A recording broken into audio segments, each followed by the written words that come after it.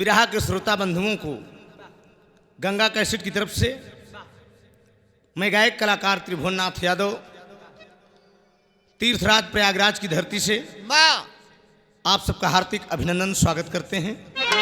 एक हास्य रस का बिरहा आप लोगों के बीच में भेज रहे हैं। गाने का शीर्षक है लपेटुआ चला ससुराल। कहना है मुन्ना,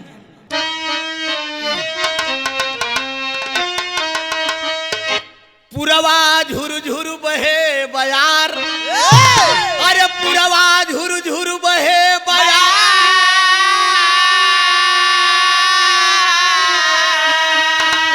अरे बाबू मधुर सुन भौरों का गुन,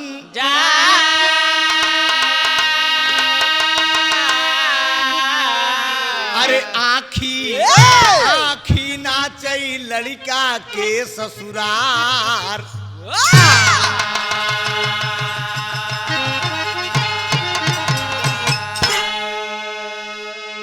एक हास्य रस की छोटी सी कहानी है दोस्त। आप अपने परिवार के साथ बैठ के गंगा कैसेट की तरफ से आनंद लीजिए दोस्त। कोई ऐसी बात नहीं मिलेगी जिसमें आपको शर्मिंदगी महसूस करना पड़े। एक कव्वाली का भाव है मुन्ना,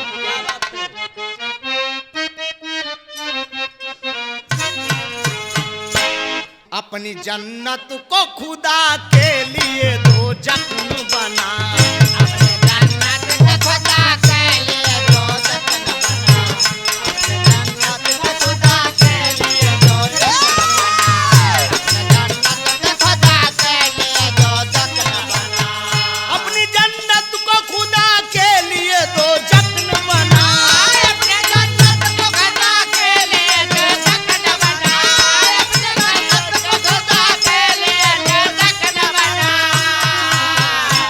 माँ बाप का तू दिल न दुखा, दिल न दुखा, अपने माँ बाप का तू दिल न दुखा, दिल न दुखा, अपने माँ बाप का तू दिल न दुखा, दिल न दुखा, अपने माँ बाप का तू दिल न दुखा, दिल न दुखा। गाने के भाव में कहना है दोस्त, यही भाव में, एक लड़के की सुनो बात मैं बताता हूँ, एक लड़के की सुनो बात मैं बताता हूँ, बताता हूँ, एक लड़के की सुनो बात मैं बताता हूँ, एक लड़के की सुनो बात मैं बताता हूँ।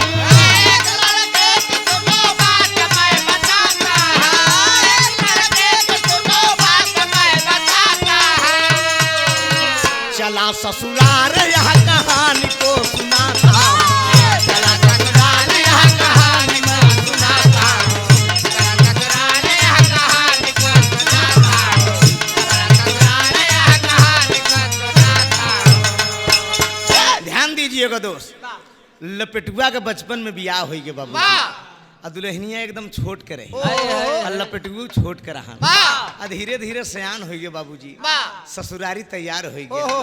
अब बगले में बंसी महाजन को दुकान रही, और सवेरे सवेरे पहुंच गए, कहा है महाजन जय राम जी की, जय राम जी की, जय राम बच्चा जय राम। महाजन कहन की कसबे लपेटुआ तोरे लगत रात भर नींद नहीं आए, कहा का बताइए आज हमार विचारे बताने के, कहन ढेर दिन हो गया, अब का बताई नान्हे के रहे दुल्हनिया तब के देखे है, तब देसी गुड़ खाए है। कहन की तब का विचार बा, कहन की महाजन एक काम बा, सवेरे सवेरे हमका एक चीज दे दिया, कहन का चाहिए, कहन हमका तनिक कोरा कागज दे दिया। महाजन सोचे लगन की बतावा दुनिया दूसर कुछ मांगत, ससुर कोरा कागज मांगत। बंसी महाजन कहन सवेरे सवेरे यही खटखट शुरू बा, आई पहुंच गया हमारे दुकान पर लपेट है, कहन ना हमका दे दे महाजन जरूरत बा, एकदम सादा कागज, अल्लाह के बाबूजी ओका बढ़िया एकदम फाड़ के और सुई डोरा से एकदम नथ लिया दो, और नथ के बाबूजी एकदम पोथन्ना बनैले है, और पोथन्ना बने के लपेटुआ तैयार हो गया ससुराली के। तो टेरी का भाव है स्वर्गीय बाबू रामधार और हमारे हैदर उस्ताद को वर्जन मुन्ना।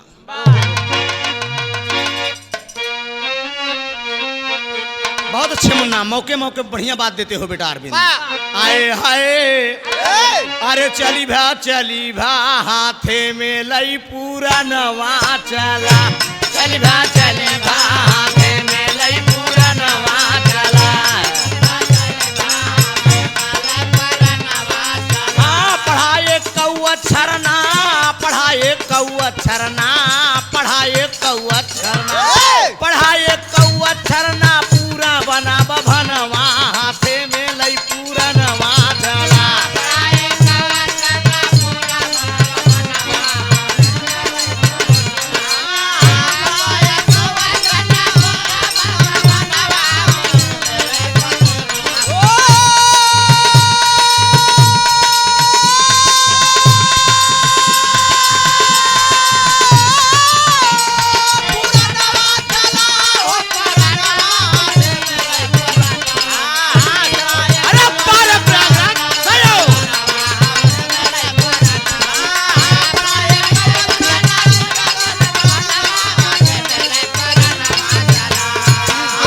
एकदम लपेटुआ तैयार हो गया बाबूजी।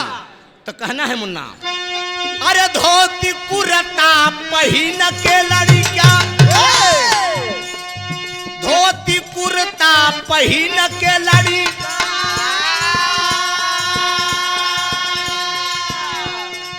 ससुरारी तैयार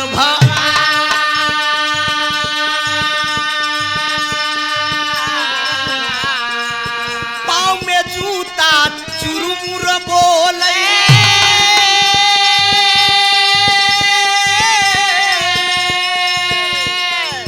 मघई पान चबाई चला,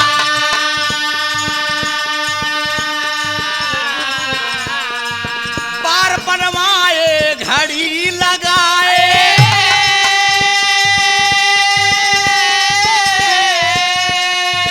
आगे राह तकाई चला। संसारी नमाई के सुमिरता, संसारी नमाई के सुमिरता आगे राह तकाई चला। संसारी नमाई के सुमिरता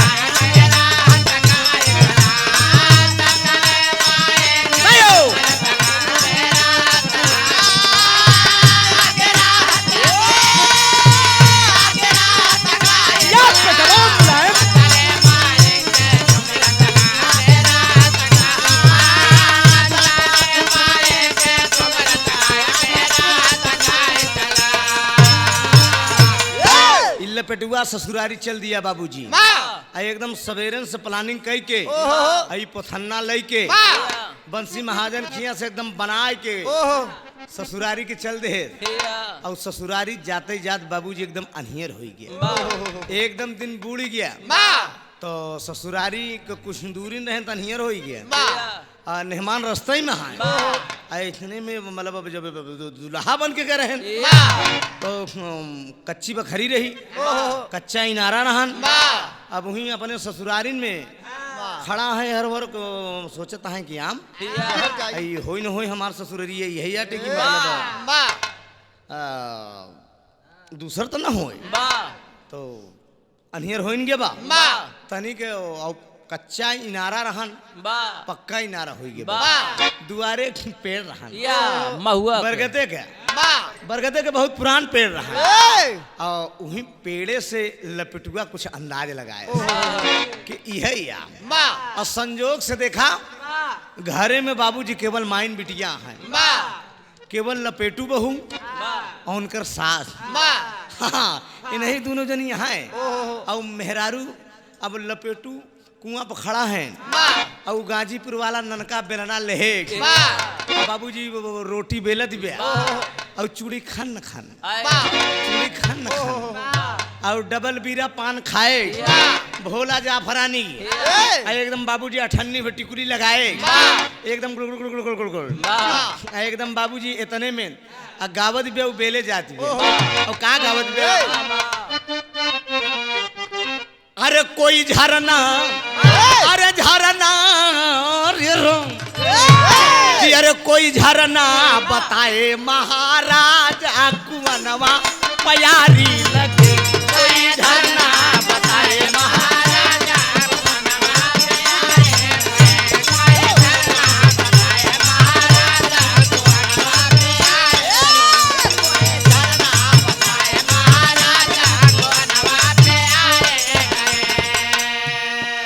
नान के बलमुआ कि अरे नान के बलमुआ कि अरे मई को बखानऊ। अब लपेटुआ सोचत बा कि तेरी मेहरारू आई बतावा हम समय एक मुसडंडा है आई तबई सोचत बा कि नान के है कि अरे नान के बलमुआ कि अरे मई का बखानऊ। अरे जवन दिया नहीं ले सान सोई जाई हो कुआनवा पयाई चले जवन दिया नहीं ले सान सोई जाई हो कुआनवा पयाई चले।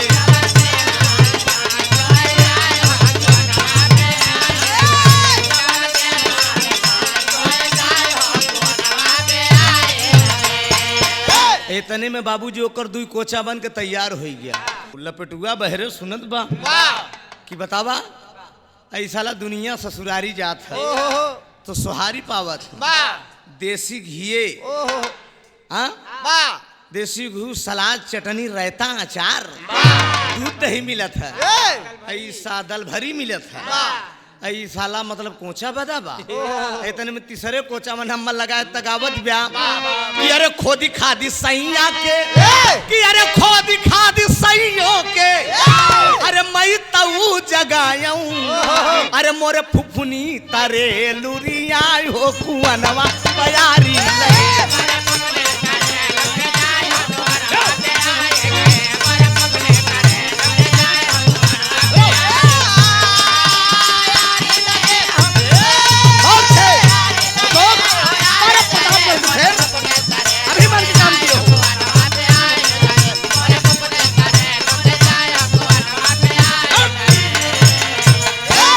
बाप रे बाप लपेटुआ ससुरारी तैयार हो गए एकदम आई तीनों कोचा बन के तैयार। जब तीनों कोचा तैयार हो गया तो लपेटू बहू अपने अम्मा का जगावत है ए अम्मा आवा पाइला। लपेटुआ सोचे कि तीनों कोचा बनावा और मेहमान चला नहीं ये तीनों कोचा माई बिटिया का लहाई दी देखा चलना कि एकदम मामला सबंड बंड हो जाए। और वही मेहमान दरवाजे पे खड़ा हो के कहा दाराम धार में अरे अय्या पालागी अरे अय्या पालागी द्वारे खड़ा यहाँ देखा मेहमान अय्या पालागी द्वारे खड़ा यहाँ देखा मेहमान अय्या पालागी द्वारे खड़ा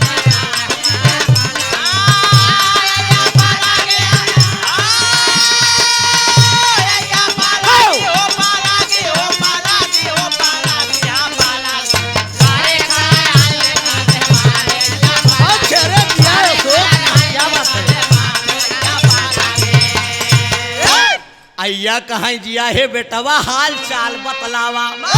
अरे कैसे दौरे पर अब आया अरे आगे बात बतावा अय्या पालागी कहीं जियत रहा मेहमान जियत रहा कैसे आया कहन की अम्मा का बताई बात तोहार खियाल आई हाँ मतलब अब मेहरारू से मिले के मन है उनकर लेकिन कितना बढ़िया लपेटू का जुआर लगावत बा कहाँ बरधा बीमार रहन बरधवा बीमार रहन वही के दवाई के गए रहे और अनहियर हो लाग अम्मा। अब अम्मा का बताई अब सास और महतारी में कोनो अंतर नहीं बम्मा अब तो से का झूठ बोली। अब हम कहे अब ससुराल समझा अपन घर ही हम कहे ढेर धुनो की अम्मा खबर ले लपेटुआ एकदम मतलब रहन अपन दुल्हन देखे क्या और कहीं बहुत अच्छा करे ए बिट्टी मेहमान आए यहाँ मेहरारू सोचे दिव्या हमसे बड़वार कोनो बहनी नहीं यहाँ हमार अबे बिया भव गमन गवई नहीं बा अब हमारे अपने आए नहीं सकते ये मेहमान के आइए तो दुल्हनिया जब झाके सना देखे तो कहे हो बतावा इनका के कहे से आवे के इनका के कहे से बतावा हमार सखी सहेलर अगर देखी कहीं तोर मन सिद्धू कितना लबरा बा मतलब आजकल के बेटा मुलायम तहु ढेर अंड बंड करत हाईवे फाफत रहा ई हाईवे फाफत हाँ सुनने वाले दोस्त हमरे बगल गांव को बगल बाबूजी हाईवे गा है तैयारी रही हाँ बा। तैयारी होता। हाँ फोर्स के तो ऊ सोचे थे कि बतावा ई बहुत गलत काम करें, इनका आवन चाहिए। कहन बिट्टी मेहमान आई है, इनका खाना दिया। अब बाबू मेहरारू मारे गुस्सा में 2 कोचा, 1 ढोका नमक और लमका मिर्च दे दिया और 1 लोटा पानी। और मेहमान बैठ गए लपेटू, और लपेटू बैठ गए बाबूजी बगल में अपन पोथन्ना धई दे और जो धई देहन बढ़िया खाएन। और सोचत हैं कि जीव राम 3 कोचा बना अगर लपेटू हमान नाम अगर पूरा लपेट दे तेका जान ले नहन माई बिटिया लपेटाइन जे। बेचारी उपवासे रही हाँ 1.5 कोचा तो झटक ले गए मेहमान, 1.5 कोचा झटक ले गए, आधा कोचा छोड़ देहन। कहन अब 1.5 कोचा छोड़ देते हैं इनका इन्हन माई बिटिया का, और नहीं तो पुआसी सोई जी। इतने में बाबूजी 1 लोटा पानी पिए और ढेकरत मेहमान निकरेन। ऐसे सास रानी कहन कहन बिटवा खाया, कहन का खाई तोहरे 3 ठो कोचवई बनाबा। सास है ये कहन अरे मेहमान ई तू कैसे जानत कि हमारे खिए 3 कोचा बनाबा। कहन अम्मा अपने गांव का सबसे बड़का पंडित हम ही नहीं, ये सब को लगनिया में 4, 6, 10, 20 बियाह कराए। कितनी लड़किन कुमार पड़ी रहे उनकर हम ऐसे बिना लगने के एकदम लहान बैठाई।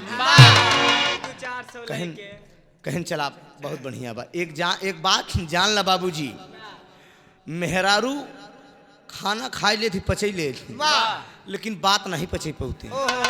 अभी जान ला अब सास रानी सोच गए हमान मेहमान बहुत ज्ञानी है। हर मेहरारू लगे जब पहुंचे लपेटू लागन मेहरारू को कवारी में भरे। मेहरारू 3 खड़ी हो कहन काहे न बोलबू का बात है रही हमार दिल जान हो। अरे कितनी नन्हैया मिला रहे समय मुझडंडा या सही देखा।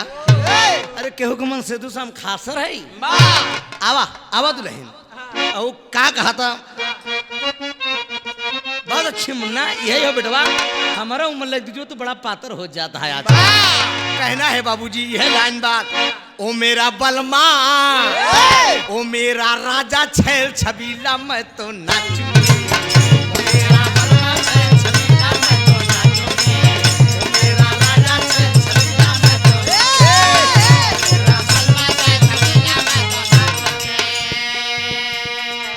कजरा लगा के दिखा के लेकिन लपेटुआ पकड़ा दे बाबूजी। अब दुल्हनिया बाबूजी सटक जा दी। अच्छा एक बात जान ला मेहरारू कितनो चुमकारा, लेकिन अगर नाराजे रही बाबूजी तो तिनिक जाती। अब वह लपेटू पकड़ कहा था कि मेरे मन की अरे मेरे मन की आस पुराओ गोरी आओ ना, मेरे मन की आस पुराओ गोरी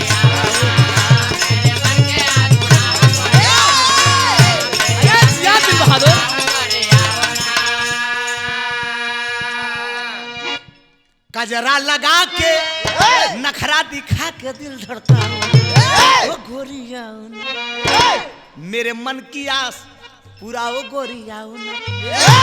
और क्या कहता है कि याद में तेरे गोरी बीत न जाए कहीं रतिया।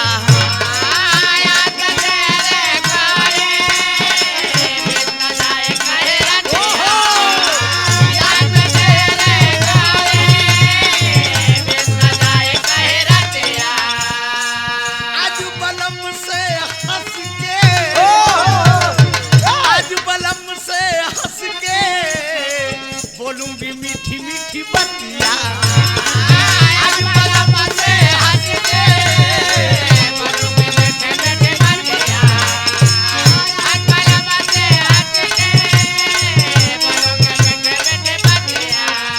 कजरा लगा के नखरा दिखो के दिल धड़काओ ना। बढ़िया लपेटुआ एकदम पकड़ ले अब पकड़ के बाबूजी 4 पाई पे लटाए ले कहा याबा अरे हमार दिल जान हो तो ऐसे कोरवा में लेके एकदम गुदी गुदी करे के मन कर। अब बाबूजी नन्हैये तो देखे रहन आई जवानी में लपेटुआ पाए बस सोचे से हम लपेटिन दे और पकड़ ले।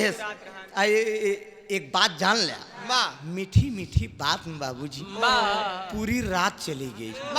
मेहरारू का है रात खसक ले है और नहीं का जान हमार सखी सहेलर देखे ना और रात में तो लपेटू करार करें मेहरारू से कहन तू चिंता न कर हम कई बजे खसक दे मेहमान कई बजे गए क्यों जान ही न पाई। आई रात में मीठी मीठी बातें में चली गई। अब बढ़िया के कहा 8 बजे रात तक मेहमान सोते ही रहेगी। हाँ 8 बजे दिन 8 बजे दिन तक सोते ही रहेगी। आई जब उठत हैं तो हर सास रानी का करत हैं हंसी खुशी से दोनों प्राणी चैन की रात बिताए।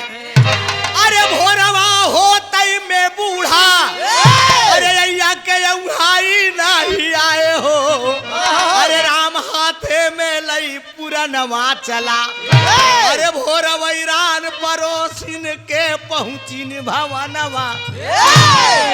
अरे बाप रे बाप सास रानी जब उठीन ए बड़की ए छोटकी कहन काया छुटकी काया दीदी जे जैसे लागत रहे बाबूजी कहन कि हमारे बिट्टी के मेहमान आई है। देखा अब कहन हमारे बिट्टी के मेहमान आई है। कहन हाँ कहन बहुत ज्ञानी पंडित हैं। कहन कैसे कहन कि हमारे बिट्टी 3 कोचा बनाए रहे हमारे मेहमान तुरंत ही बताई देहन। आई लपेटू बाबूजी आई मैदान 8 बजे सोए उठन मैदान गए।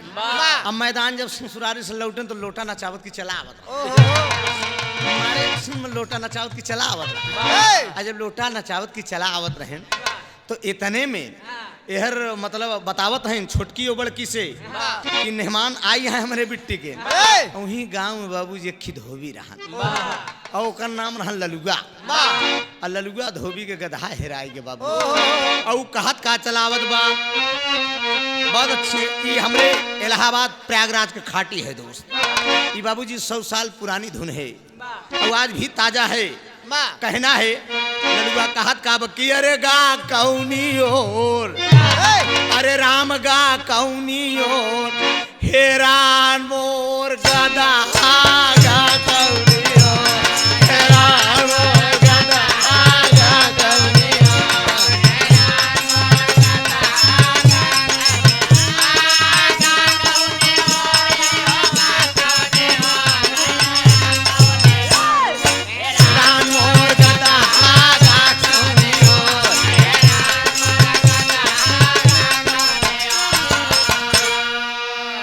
इतने में बुलाई लिया साथ ने बुलाई लिहिन वो कहने ए बेटवा हियाओ लल्लू का भा कहा अम्मा का बताई हमार गधा खोई गया बा। और इतने में कहन चिंता करे के बात नहीं बेटवा तोर जीजा आई है। कहन जीजा मतलब कहे हाँ बिट्टी के मेहमान आई है। इतने में लपेटू एकदम लपेटत लोटा चलावत रहा। जब लपेटत चलावत रहा तो लल्लुआ ले लो बंदा पहुंच गया। कहे जय राम जी की जीजा जय राम जी की। अब कहना बाबूजी कि 15 दिन से खोजा जीजा गदा न पावा 15 दिन से खोजा जीजा गदा न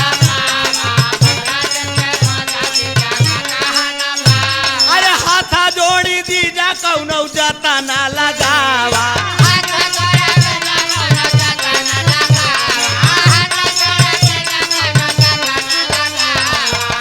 हाँ हाँ दाना पानी छूट गवा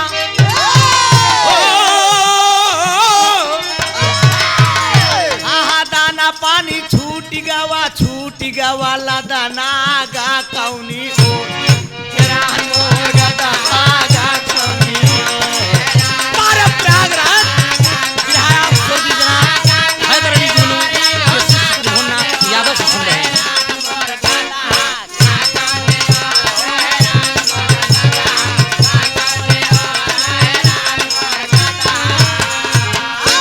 बाप रे बाप लपेटू सोचत हैं कि कोचा तो हम सुने रहे बताई दी अपने मेहरारू से ऐसा लगा गधा हम कहा जानी कहाँ बात कहने काम करते मम्बा चलाओ तुम।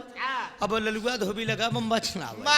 अब जीजा बढ़िया गोड़ हाथ धोएन ओकरे बाद कहने के बात बताई ई मतलब एकरे पर हमका टाइम चाहिए। कहे नहीं बताओ तोरे की मतलब गधा का छनान कैसे रही। कहन जीजा हरियर छनान लगी। कहन अच्छा हरियर छनान लगी रही कहन हाँ कहन जाए करे बरे हमका 2-4 दिन का समय दे देतो जा और ललुआ कहे 2-4 दिन के बाद छोड़ा जीजा 15 दिन का टाइम ले लिया लेकिन गदहा हमका चाहिए कहन मिल जाई अहर बाबूजी लौट के आयन अब दिमाग में यही बात गूंजे दिवे कि कोचा तो सुने रहे बताई दिन ई साले गदहा हम का जानी कहा और बगले में मेहरारू लेखी बाप और कसर मसर करे जाते हैं मेहरारू का हाथ में कहे नींद नहीं आवत बे कहन का बताई बर्धवा बीमार रहन हम अम्मा का दवाई दे के आए रहे अब पता ना दवाइया खियाइन की नहीं हमार ध्यान वही पे लगा है अरे कहन जब घरे जाया तो सब फिकर करे चुमार को सुनवा और वही बाबूजी लपेटुआ विचार का करत बा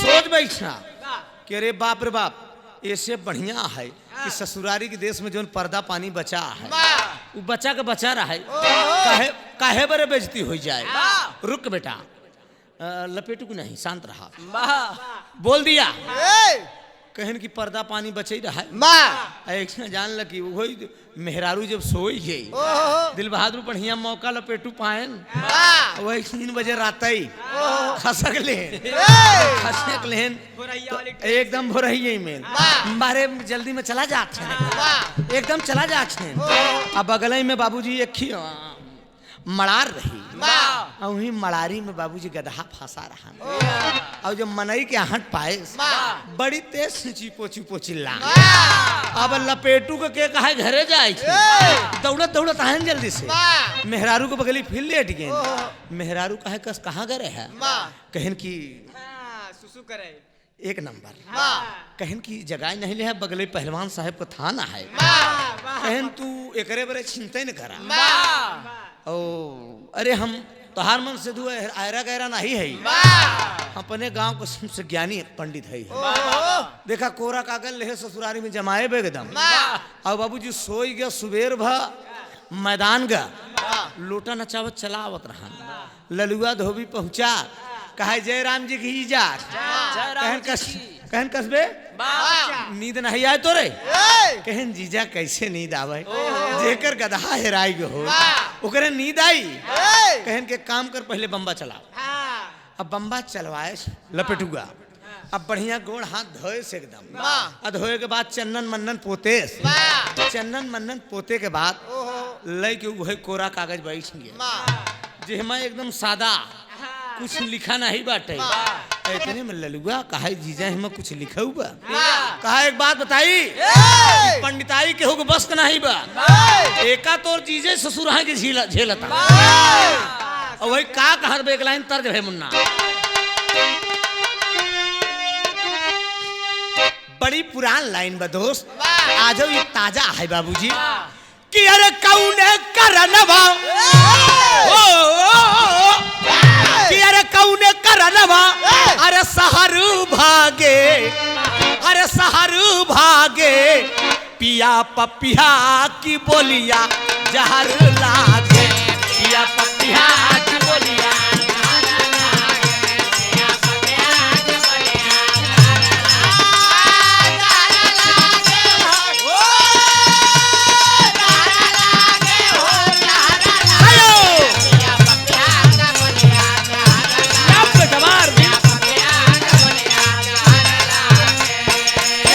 लेकिन लई के लपेटू लपेटे ही लागे वही कोरा कागज खोले जाता है और बतावत काया है कि अरे धोबी से जीजा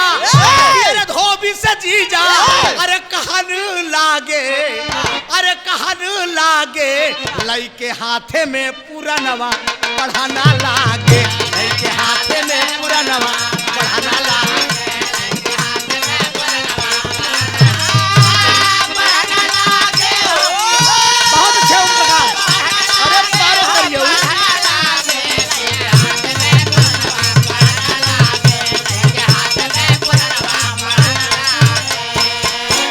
बतिया के साप दे हम बताई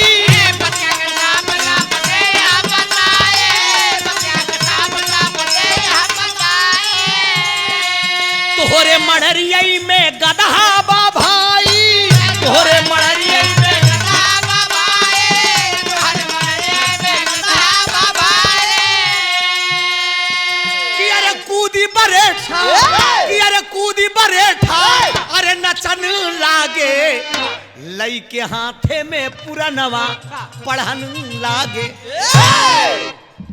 लगा लपटुआ बतावे वही कोरा कागज पलट दिया बाबूजी कहे लल्लू बच्चा तोहार गधा और जाए के देखा जौन तोहरे घरे के पीछे मड़ारी पे वही मड़ारी में फंसा है और लोहबंदा ललुआ उठाए कहा तेरी जीजा की हम इतना ढूंढ जाए गधा नहीं मिला कहा बे सुन पहले कौनो हम हेर हर पंडित ना है कौनो हम कहते हेर हर समझता का सुन पहले जितना बताई उतना पहले जाए के मड़ारी में देख जब गधा ना मिली तब आ घिया गरमाए और लेहस लोहबंदा अब पहुंचा बाबूजी और जब पहुंचा तब मड़ारी में गधा फंसा रहा है और जब मनई के हाथ पाए लल्लू के देखे तो चीपो चीपो चीपो चीपो एकदम चिल्लान और जब चीपो चीपो चिल्लान तो लल्लू एकदम झूम उठा एकदम अरे पास में आप पूरे गांव हल्ला मचाए दे अरे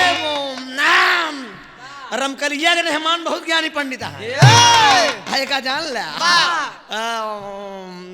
लपेटू पंडित बहुत ज्ञानी है अब बाबूजी एकदम शोर हो गया के को घरे से दूध आवत के घरे से दही आवत अब लपेटू को लपेटे ही दे ससुरारी में बढ़िया बढ़िया स्वागत व्यवहार होत बा और नई नई लड़की आवत है झूठे भूत प्रेत पकड़ लेत बा और पकड़ पकड़ बढ़िया लपेटुआ एकदम लपेटत बाटे एकदम झारत बाऊ बतावत मतलब बतावत बाकी एके बाछावारी या काचूरा एके बाछावारी या काचूरा चढ़ाली जवानी में धैले हो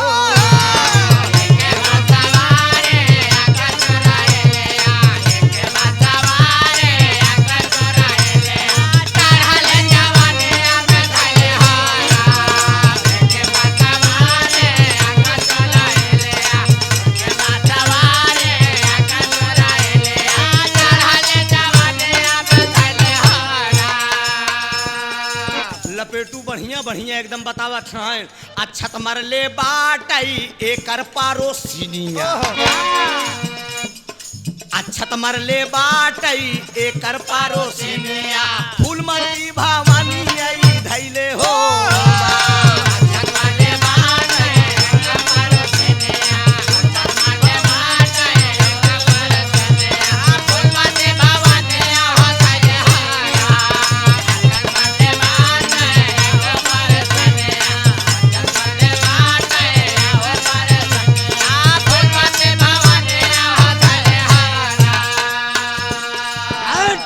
लपेटुआ एकदम लपेटत बस ससुरारी में कहत दो दिखाई मिट्टी के एकदम एक जमानीन में पकड़ ले एक बरम वीर बाबा थाम ले रहवा बाबा पकड़ ले यहाँ और बढ़िया स्वागत व्यवहार होत में बाबूजी और जब स्वागत व्यवहार होत बा के कहा लपेटू के घरे जाई और बढ़िया लपेटत पड़ा है ससुरारी में और धीरे धीरे एकदम शोर हो गया कि फलाने गांव में खिंदमाद आई बाटे रमकलिया की मेहमान और मेहररुआ मेहररुआ की गुंडई चमक गई जेहर निकर दे जे भौजाई लगे ये बिट्टी हाँ सुनी थी मेहमान बहुत ज्ञानी है कहें हाँ काकी बहुत ज्ञानी है कहें हमारे बेटी वो गड़बड़ाएगी बताने कहें ठीक हो जाए कोनो दिक्कत नहीं बात धीरे धीरे एकदम शोर हो गया बाबूजी तब मामला एक ही और आगे बढ़ गया एक दिन का भा बाबूजी वही नगर में एक राजा का बाबू रहा दरबार अरे राजा के बिटिया के गायब हो गईले 9 लखा हार हो अरे राम हाथे में लई पूरा नवा चला अरे बुलावा भा पंडित के राजा के सामनावा हाथे में लई पूरा नवा चला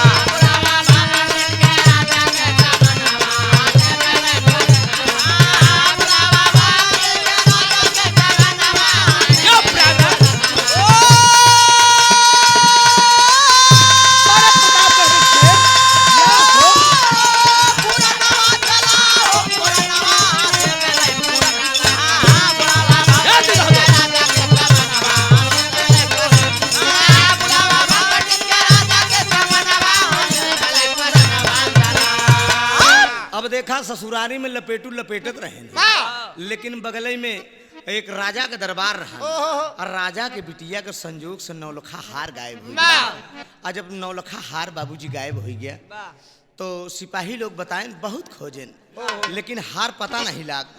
सिपाही लोग बताएं राजा साहब की दुहाई सरकार की, पड़ोसी गांव में एक ही ससुरारी में पंडित आई कहन का नाम कहन उनकर सब लपेटू लपेटू कहा कहन तब कहन बहुत ज्ञानी है कहन का कहन ओकर मेहरारू 3 कोचा बनाई रही ओका बताई दे कहन और कहा वही गांव में एक धोबी का गधा चोरी चला गया हेराई गए रहन अब वह बताई दे अब वही राजकुमारी का हार बताई।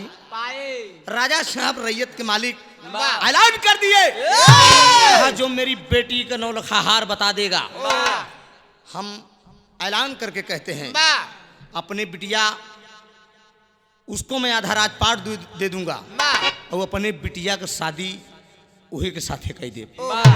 एक जान ले शादी भी उसके साथ कह दे। और इतने में 2 सिपाही आए लपेटू बाबूजी पहले तो 8 ही बजे तक सोवत रहे, लेकिन जब धीरे धीरे एकदम गुंडाई बढ़त चली गई तो वो 8 बजे के कहा अब 1 बजे 2 बजे तक तो झाई में लपटियात रहा और उसके बाद 10 बजे 11 बजे उठत हैं और 10 बजे 11 बजे उठे मैदान गए और लोटा नचावत चला आवत बलमा हमार मोटर कार लेके एकदम लोटा नचावत चलावत रहन। 2 सिपाही पहुंचे तो लपेटू हड़बड़ाने कुछ किसाला लगा तो ससुरारी में कोनो खतरा हुई ये सिपाही काहे बरे आवत हैं कहन सिपाही बोले कि लपेटू पंडित आप हैं अब लपेटू तो जबाने थम गई हम ही नहीं कहन गुरुजी राजा साहब आपको बुलाए हैं कहन की क्या बात है कहन की मतलब राजकुमारी के नौलखा हार चोरी चला गया है चलिए आप और 2 सिपाही बाबूजी ले आए के लपेटू के जब पहुंचे तो राजा साहब बात कहा थी का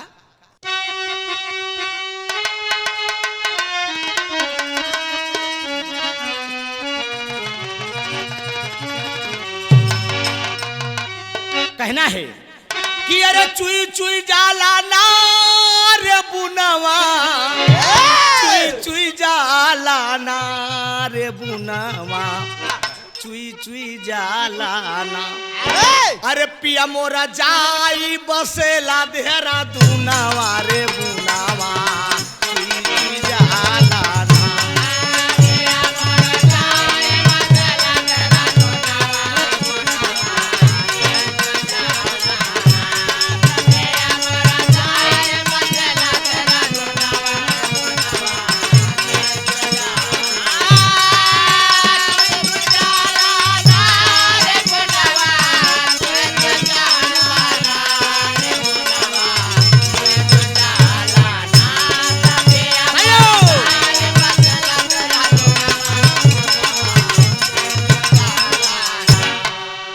लेकिन राजा साहब लपेटू से कहते क्या है बाबू अरे कसी कसी बोला ले नारे बयानवा कसी कसी बोला ले नारे बयानवा कसी कसी बोला कि राजा पंडित के सामनवा बयानवा कसी कसी बोला ले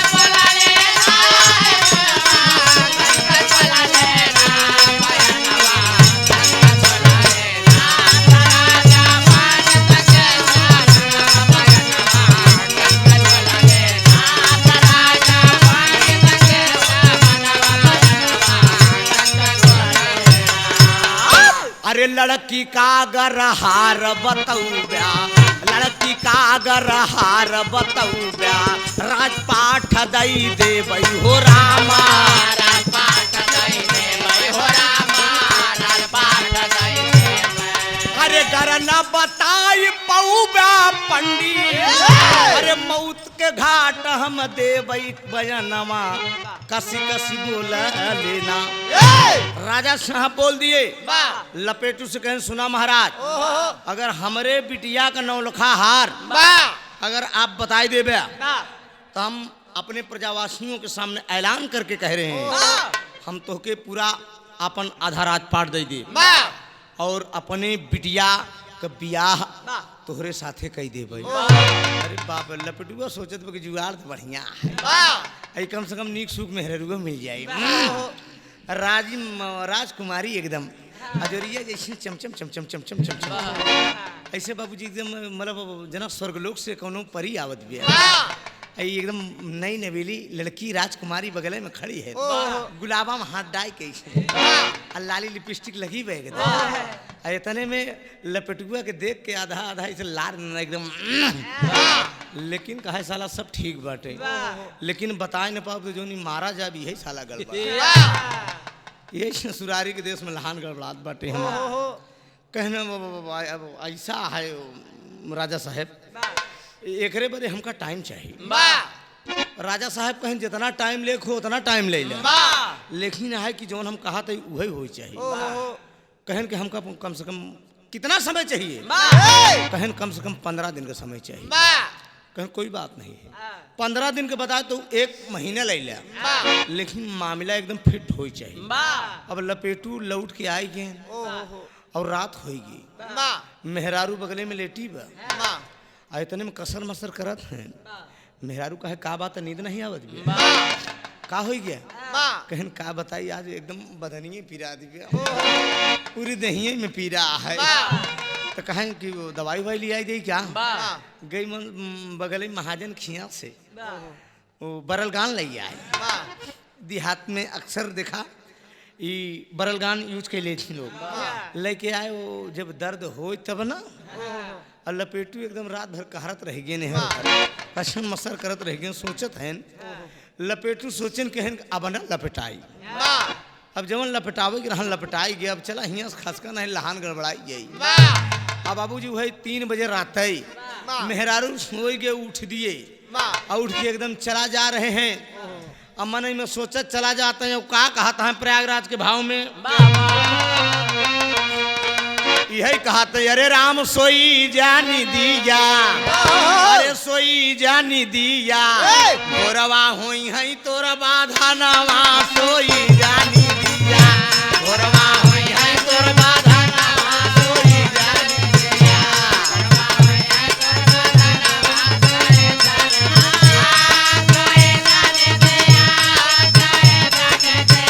पर गंगा कश्यप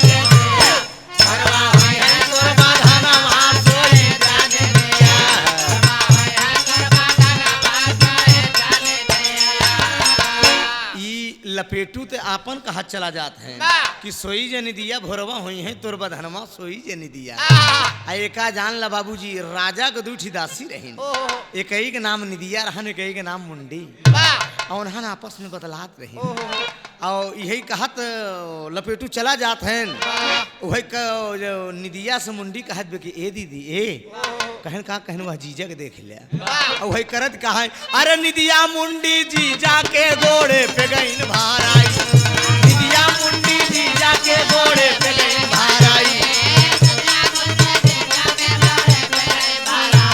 अरे हाथा जोड़ी जीजा कौनौ जतन दयाला गाई आए तो हरे हम गोहनवा सोई जानी दिया, आए तो हरे हम गोहनवा सोई जानी दिया।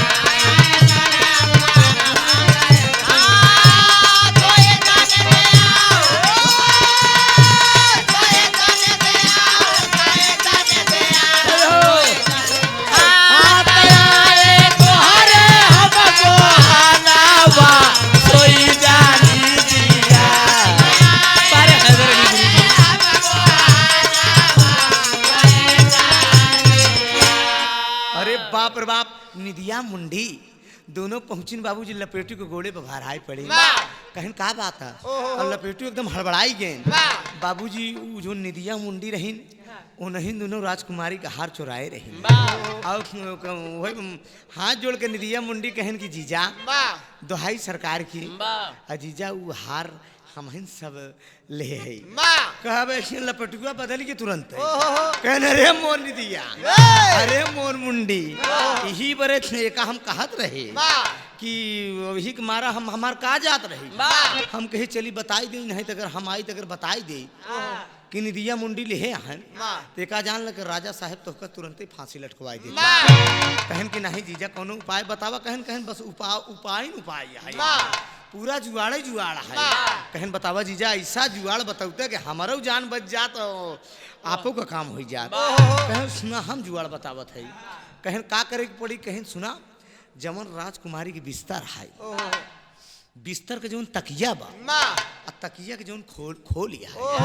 वही खोल में ले जाए के नौलखा हार एकदम घुसेर दियो और ओकरे बाद हम आओ बेहर बताई देबे हमारो जुआड़ हो जाइए तो हरो से को जान बच जाई कहन जीजा ई तो ना बताऊबे कि मतलब एक निदिये मुंडी ले ना ना ना ना एकर चिंता अब के कहे लपेट उनहन अपन काम करे चल दी और लपेटू के कहा घरे जाए दौड़त दौड़त है बाबूजी और दौड़त दौड़त है जल्दी से मेहरारू के लगे लेट गए मेहरारू कहे कस कहाँ गए है कहन का बताए तनी के पेटवा में कुछ दर्द उठा रहा कहन हम कही दिन के हमका जगाए ले वगैरह करा और कहाँ अब लहान तहान बैठे है नहीं मान बढ़िया एकदम 9-10 बजे सोई उठे और जब 9-10 बजे सोई उठे बाबूजी लोटा एकदम नचावत चलावत है मैदान हो लोटा नचावत चलावत है इतने पर 2 सिपाही पहुंच गए और कहन गुरुजी कहन कस कहाँ आया कहन चलिए राजा साहब बुलाए हैं क्या समझते हैं राजा कौन हर हर पंडित है हम बताओ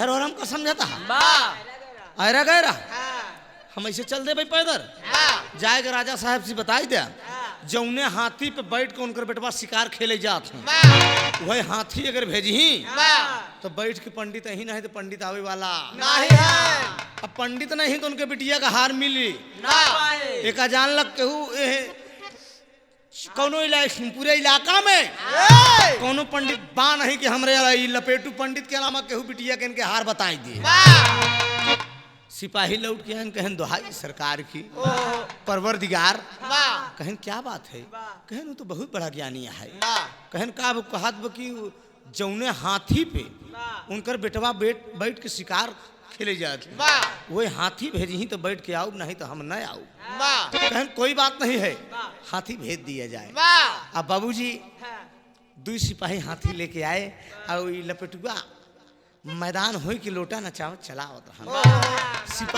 सिपाही से बम्बा चलवाई ले बारे ससुरारी में जाए तो एस जाए एक जान ले और बेटवा जब जाए तो यही सब सहूर सीखिया यही बरे ये सब एक नसीहत ध्यान रखे अहर बाबूजी बम्बा चलवाए अब बम्बा चलवाए के बाद चंदन मंदन पोते से एकदम अब पोत के बैठ गए तो एक लाइन तर्ज है मुन्ना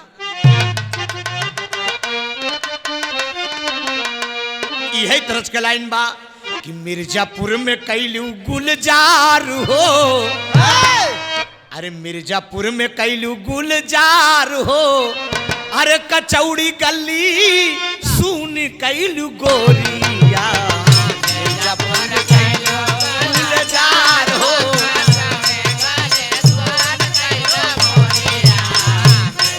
बहुत अच्छे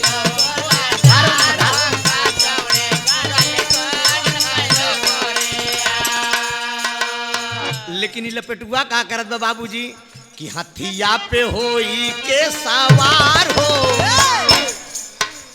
हथिया पे होई के सवार हो ठुमकती चली भाव भानावा हथिया पे होई के सवार हो ठुमकती चली भाव भानावा हथिया पे होई के सवार हो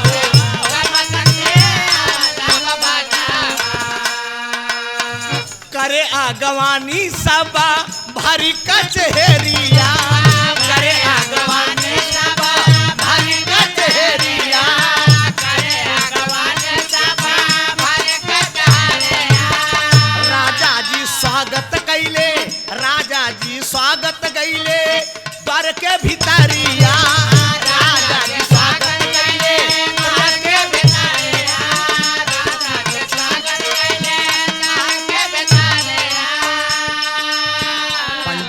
के कैलन सत्कार हो, अरे ठुमकत की चली भवनम।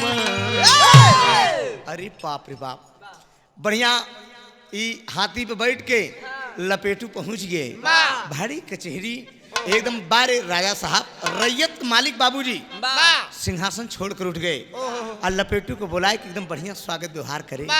और जौने सिंहासन पे कठवत मंगाए बाबूजी, अब बढ़िया पंडित जी के चरण धोए, और चरण धोए के बाद ओकरे बाद सिंहासन पर बैठा दिए। सिंहासन पर बैठाए के बाद कहें गुरुजी मेरी बेटी के नौलखाहार के विषय में आप बताइए। कहा धीरज रखिए राजन, धीरज रखिए। अब जब लपेटू पंडित आयन के यहाँ बिना बताए न जाइए, अगर हमारे ऊपर विश्वास हो तो बिना हम लपेटे जाब ना एक जान ले। और वही एकदम चंदन मंदन पोते, चंदन मंदन पोते के बाद वही कोरा कागज पलटब शुरू कर दिया। कोरा कागज पलटब शुरू कर दिया तो राजा साहब रैयत का मालिक कहीं पंडित जी इसमें कुछ लिखा पढ़ा भी है। कहने एक बात बताई राजा साहब, पंडिताई के हो को बस नहीं बा, एक लपेटू पंडित ऐसा है कि एकदम लपेटत है, नहीं जान ले केहू के बस के कहीं चले। ठीक बा, आगे काम करिए। ओकरे बाद एकदम बढ़िया एकदम कोरा कागज पलट के बाबूजी एकदम कोरा कागज पलटत पलटत पलटत पलटत वही पंडित जी बताएं कहें राजन जो आपकी राजकुमारी है, आपके राजकुमारी का जो बिस्तर है, अब बिस्तर के जो तकिया बा वो तकिया के जवन खोल बे, सिपाही एक टक लगाए हैं कि लपेटुआ कहाँ से लपेटत भाई। कहें सुना हम जितना बतावत है, कहें राजकुमारी के जवन बिस्तर है, बिस्तर के जवन तकिया बा, तकिया के जवन खोल बे, खोली में नौलखाहार राजकुमारी के बा। सिपाही एकदम मारता हुआ हट तेरी पंडित की 50 दाई साले के तकिया हम लोग पलट जाए, ये नौलखा हार नहीं मिला, ये बतावत कि खोली में है। और कहने एक बात बताई, सिपाही जहाँ हो गया तहाँ राजा साहेब को रुआब दिखाया, लपेटू पंडित के नहीं दिखाई सकते। पहले जाके देखा तब आज यहाँ बताया हम कहा। इतने में बाबूजी सिपाही मारे ताव में पहुंचे, महारानी राजकुमारी के जवन बिस्तर रहन, बिस्तर का तकिया उठाए उठाए गए एकदम महल में से उठाए के फेंक दिए। फेंक दिए तो नौलखा हार निकल के एकदम खर खर खर खर खर। और वही हार उठाए के सिपाही राजा साहेब के सामने आएंगे, पूरे प्रजा के सामने दुहाई सरकार की, अरे परवरदिगार ये बहुत बड़ा ज्ञानी पंडित है, अब असिला पंडित बोलावा अपने बिटिया के भमरी। राजा साहेब सोचिन कि हो न हो कोई राज है इसमें। रैयत के मालिक दिमाग लगा दिए, सोच बैठे। वही बाबूजी तुरंत राजा साहब एक कीड़ा उड़ रहा था, तुरंत ऐसे मुट्ठी में पकड़ लिए। अब पकड़ लिए, कहें बताओ इसमें क्या बंद है, मेरी मुट्ठी में क्या बंद है। तब तो लपेटुआ कहा एक बात बताई राजा साहब, ये बात हमसे नहीं भई रही, खाली नौलखा हार के विषय में बात भई रही। अब एका जान ला हमसे बात नहीं भई रही। कहे ना ना ना ना, जब तू कहने करे बरे हमका टाइम चाहिए, कहने 1 मिनट टाइम न मिली, मारत तुरंत गर्दन अलग हो जाएगा जान। अरे बाप रे बाप, तब लपेटुआ भोकार छोड़ कर हो गईला। कहने एक बात बताइए, कहने टाइम राजा साहब कहने लगे, कहन जब तू अपने ससुरारी के 3 कोचा बता सकते हो और लल्लू धोबी का गधा बता सकते हो, हमारे बिटिया का नौलखा हार बता सकते है, तो तुम ये भी बता सकते हो कि मेरी मुट्ठी में क्या बंद है। तब लपेटुआ सोचे कि अब मामला गड़बड़ाएगी। अब बाबूजी भोकार छोड़कर रोवैला। अब वही का बचपन मोकर एक नाम रहन, बड़ा प्यार से लोग गांव में कहत रहन, का कहना बा, आए हाय अरे पतिंगा बेटा फंसी गया, अरे पतिंगा बेटा फंसी गया, वही राजा जी के हाथ पतिंगा बेटा फंसी गया, राजा जी के हाथ हो पतिंगा बेटा फंसी गया, राजा जी के हाथ पतिंगा बेटा फंसेगा, बेटा फंसेगा, फंसेगा बेटा, हाय हाय राजा जी के हाथ पतिंगा बेटा फंसेगा, राजा जी के हाथ पतिंगा बेटा फंसेगा, राजा जी के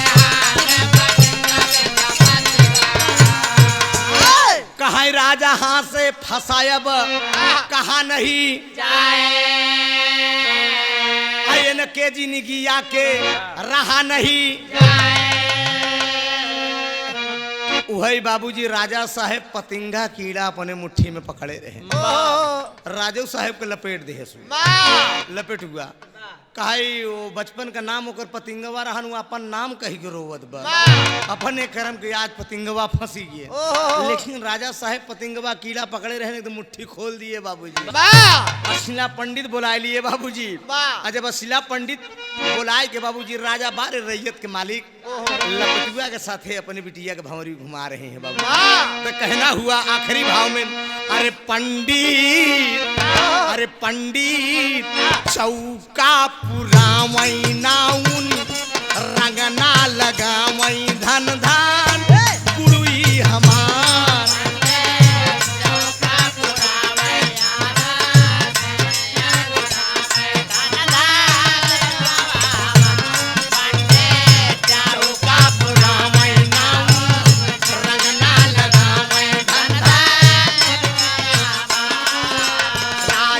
अपने बिटिया के संग भंवरी दिहन घुमाई। राजा अपने बिटिया के संग भंवरी दिहन घुमाई। राजा अपने बिटिया के संग भंवरी दिहन घुमाई। 1 2 3 4 5 7 भंवरी दिहे घुमाई। 1 2 3 4 5 6 7 भंवरी दिहे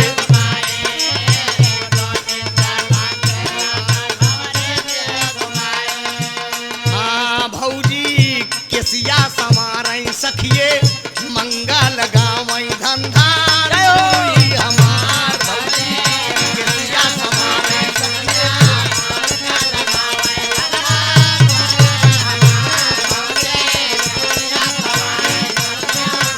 मंगल गावई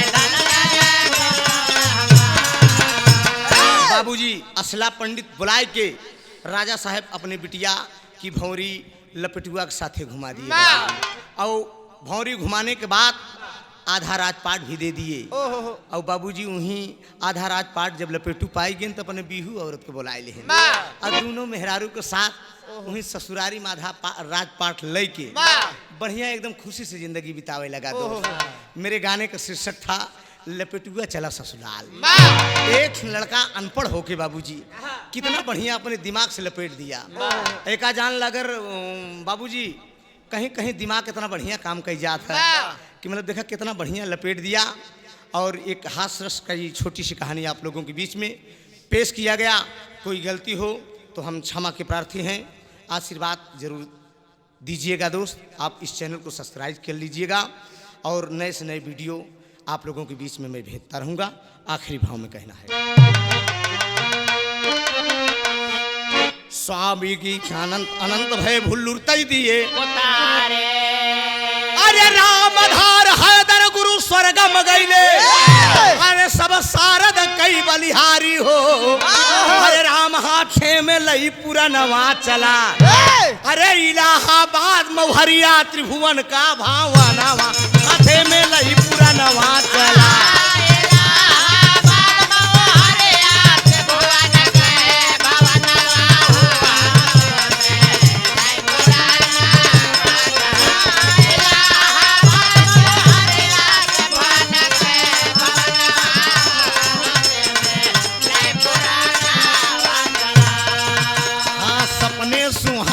लड़कपन के मोरे जीवन में आए बहार बन के। सपने सुहाने लड़कपन के मोरे जीवन में आए बहार बन के। सपने सुहाने लड़कपन के मोरे जीवन में आए बहार बन के। बहार बन के हाँ बहार बन के हाँ बहार। अरे सपने सुहाने लड़कपन के मोरे जीवन में आए बहार बन के।